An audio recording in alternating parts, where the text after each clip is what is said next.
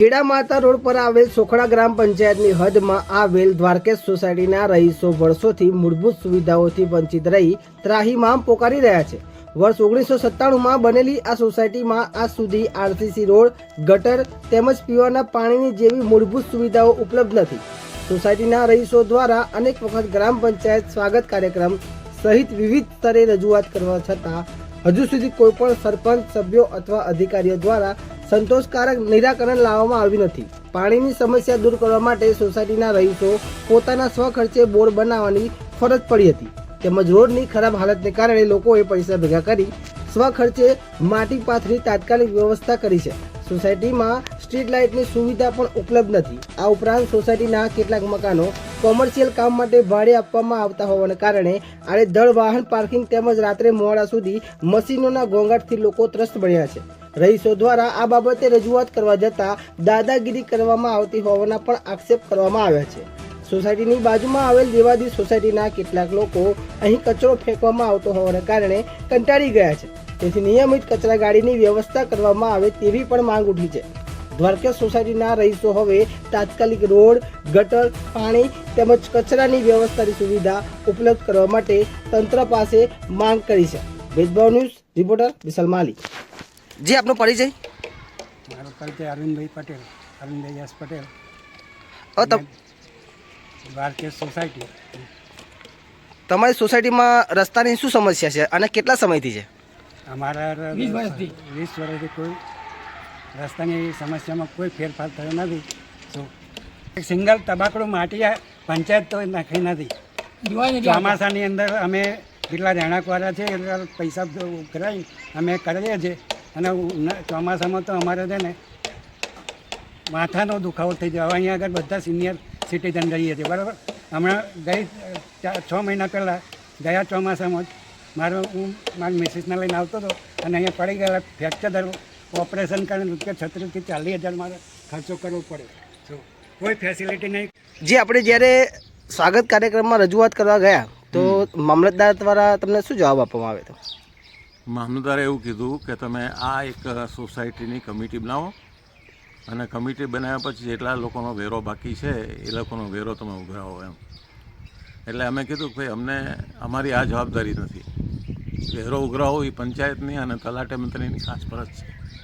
નોટિસો બજાવો તમે, અને છતાંય અમે કહીએ છીએ કે અમને એના નામ સરનામા આપો તો અમે તમને મદદરૂપ થઈએ। અમને કોઈ પંચાયત સાથે કંઈ તકલીફ નથી કે કોઈ પક્ષ સાથે તકલીફ નથી। અમારે તો અમારી આટલા વર્ષોથી માગણી છે કે તમે સુવિધા નથી આપી એટલે અમને સુવિધા આપો। બીજો અમારો કોઈ પ્રશ્ન નથી। અમારે કચરાનો પ્રશ્ન છે, ગટરનો પ્રશ્ન છે, પીવાના પાણીની તકલીફ છે કે દિવાળી પછી ટાંકી થાય તો અમે તમને પાણી આપીએ। હવે દિવાળીને બદલે હોળી પણ જતી રહી, તો આનો અર્થ નથી। અને સાર્વજનિક પ્લોટના ઉપયોગો થાય છે પછી એટલે વાહનો કોમર્શિયલ બધા ને રહેણાંકના જે મકાનો છે એનો કોમર્શિયલ હેતુમાં ઉપયોગ થાય છે। એટલે કઈ રીતે? એટલે માનો કે રસોઈવાળો ભાઈ છે તો એ રસોઈ રહેતો નથી, પહેલાં પૂઠાવાળા ભાઈ ગોડાઉન બનાવેલું છે, એ ઉપરાંત આગળ તે બધા ગોપાલ પેલા છે કે ગમે છે બધા વાહનો બધા ઊભા રાખે એવા બધાને ભાડે આપેલા છે। એટલે એમનાથી તમને શું તકલીફ થાય છે? અમને તકલીફમાં શું છે કે ત્યાં રેતી કપચીનો ખાસ કરીને વેપાર કરે છે, તો અમે ત્યાંથી ચાલવું હોય ચોમાસામાં કે રીતે તો આડા વાહનો ઊભા હોય છે। અને એ તો લોકોની રજૂઆત એવી રીતની છે કે અમે અહીંથી હટાવશું નહીં એમ, બરાબર। એટલે વેપાર કરો એ તો તમારી હેસિયતની બહાર છે, એવી તમે વેપાર ના કરી શકો ને કોઈને ચાલવાની ના પાડી શકો, કારણ કે તો જાહેર રસ્તો છે। તો આવી રીતની વાત છે બધી। સોસાયટીના કોમન પ્લોટ છે તો ક્યાંય દેખાતા જ નથી। તમે અહીં જુઓ તો આ મકાનની પાછળ ખેતર છે, એની પાછળ કોમન પ્લોટ છે જ નહીં, ને કોમન પ્લોટ આ સાઈડના કાંઈ રાખેલા છે તો એમાં ત્યાં વાહનો ઊભા રહે છે અને બધી બીજી જુદી પ્રવૃત્તિ થાય।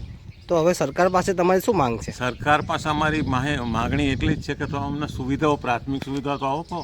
ગટર છે, રોડ છે, ચોમાસામાં અમે અમારા ઘરના ખર્ચે બધું કરાવીએ છીએ, તો અમે ક્યાં સુધી આટલું બધું સહન કરીએ? એટલે અમારી રજૂઆત છે કે પંચાયતની આ પ્રાથમિક ફરજ છે કે રોડ છે, ગટર છે, કચરાની સફાઈ છે। કચરા બીજા નાખે છે એને આ કહી શકે નોટિસ આપીને કે ભાઈ આ રીતના કચરો ના નાખો, બધો કચરો ઉડીને અહીંયા આવે છે મારા ઘરોમાં. તો આટલા સમયથી તમે જે અરજીઓ કરો છો એ બાબતે કોઈ સરપંચ સ્થળની મુલાકાત લેતા નહીં? કોઈ તમે સ્થળની મુલાકાત નહીં, કોઈ નહીં. મેં મામલતદાર સાહેબને કીધું, TDO સાહેબને કીધું, મેં તમે એક વખત અમારા ત્યાં આવો અને ખાલી અમારે ત્યાંથી સ્કૂટર ઉતારીને અમારા છેડા સુધી તમે સ્કૂટર ચલાવજો તો તમને ખ્યાલ આવે કે કેવો રસ્તો છે. દેવાદી એમાં લગભગ કેટલા 200 બ્લોક છે. 200 બ્લોક છે. 200 બ્લોકનો કચરો અમારી બાજુ નાખવામાં આવે છે. એમાં પ્લાસ્ટિક તો આવે તો બરાબર છે, પણ એમને ગંદવાડે અંદર નાખવા એટલે ગાવડા તો અહીંથી ખસતા જ નથી. ભયંકર રોગ થવાની ભીતિ છે અમને વડીલોને. ભયંકર રોગ થાય એમાંથી કચરામાંથી. ડાયપરો નાખે, બોલો, અહીંથી ડાયપરો નાખે, વાસણ એ નાખે, એટલે રિનોવેશનનું મટીરિયલ નાખે અહીંયા. જો આ ઢગલા પડે ને, આ સોસાયટીના પ્લાસ્ટર થયું કે બધો કચરો અહીંયા આગળ નાખ્યો છે. શું તમે જોઈ શકો છો, આ છે ને બાજુમાં ઠલવો છે, અહીંયા કહીએ છે તો કોઈ સાંભળતું જ નથી. ઠેઠ હું ત્યાંથી શું સોસાયટી વાળાને તમે ટકોર કરો છો કે? અરે 3 વખત કહ્યું, ના બોલવાના શબ્દો બોલ્યા તો એ છે ને કોઈ સાંભળતું જ નહીં. રાતે નાખે, બોલો, રાતે હવે રાતે અમે તો કઈ વખત ચોકીએ છે કે આખો દિવસ અમે અહીંયા પકડીને બેસી રહી, અમને ઉપરથી રાતે ઢગલા. તો આ બાબતે તમે હવે પંચાયતને કે તંત્રને શું સંદેશ આપશો? નમસ્કાર સાહેબશ્રી, અમારા સૌ સોસાયટીના સભ્યોશ્રીની માગણી છે કે આ દ્વારકેશ સોસાયટી જે 1997માં બાંધકામની પરમિશન આપવામાં આવેલી છે, ત્યારબાદ અમોને આટલા વર્ષો વીતી ગયા તેમ છતાં પણ અમને પ્રાથમિક સુવિધાથી વંચિત રાખવામાં આવ્યા છે. અમોએ મામલતદાર સાહેબશ્રી, તલાટી સાહેબશ્રી અને સરપંચ સાહેબશ્રીને અરજી આપેલી છે. એ ઉપરાંત એ લોકો એક પણ વખત જોવા માટે આવેલ નથી. અહીંયા જુઓ તો સોસાયટીની અંદર આજુબાજુમાં નકરી ગંદકી જોવા મળે છે. પ્રાથમિક સુવિધાઓના નામે શૂન્ય છે. અહીંયા કશું પણ પ્રાથમિક સુવિધા આપવામાં આવી નથી. નથી ગટરની સુવિધા, નથી પાણીની સુવિધા.